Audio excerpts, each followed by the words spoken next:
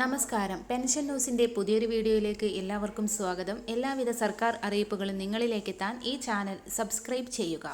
സംസ്ഥാനത്ത് പ്രകടന പത്രികയിലൂടെ സർക്കാർ അറിയിച്ച പെൻഷൻ വർധനവ് ഇപ്രാവശ്യം ഉണ്ടായിരിക്കുമെന്ന സൂചനകളാണ് സർക്കാർ നൽകുന്നത്.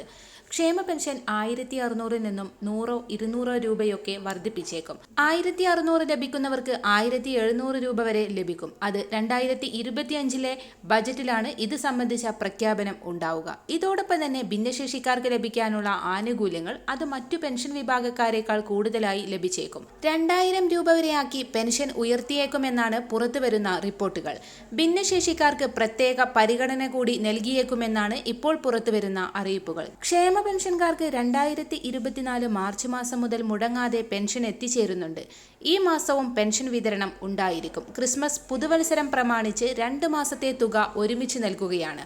പെൻഷൻ പദ്ധതിയിലേക്ക് അപേക്ഷ വെച്ചിട്ടും ആനുകൂല്യം തള്ളിയവർക്ക്, അതോടൊപ്പം തന്നെ അർഹതയുണ്ടായിട്ടും ആനുകൂല്യങ്ങൾ നിരസിക്കപ്പെട്ടവർക്കും, വിവിധ രോഗം ബാധിച്ചവർക്ക്, BPL റേഷൻ കാർഡിന് അർഹതയുണ്ടായിട്ടും ലഭിക്കാത്തവർ, പഞ്ചായത്തിൽ നിന്ന് ലഭിക്കേണ്ട ആനുകൂല്യങ്ങൾ തടസ്സപ്പെട്ടവർ, ഇവയെല്ലാം തന്നെ മുടങ്ങിക്കിടക്കുന്നവർ, സേവനങ്ങൾ നിഷേധിക്കപ്പെട്ടിട്ടുണ്ടെങ്കിൽ ഇതിനെല്ലാം തന്നെ ഒരു അപ്പീൽ നൽകുന്ന രീതിയിൽ കരുതലും കൈത്താങ്ങും എന്ന പദ്ധതി സർക്കാർ ഇപ്പോൾ നടപ്പിലാക്കുന്നുണ്ട്. ഡിസംബർ മാസം 9 മുതലാണ് ഇത് ആരംഭിച്ചിരിക്കുന്നത്. താലൂക്ക് തല അദാലത്തുകൾ ആരംഭിച്ചു കഴിഞ്ഞു. ഇതിന് ആവശ്യമുള്ളവർ അക്ഷയ കേന്ദ്രങ്ങൾ വഴി രജിസ്റ്റർ ചെയ്യുക. എല്ലാവിധ സർക്കാർ അറിയിപ്പുകളും നിങ്ങളിലേക്ക് എത്താൻ ഈ ചാനൽ സബ്സ്ക്രൈബ് ചെയ്യുക.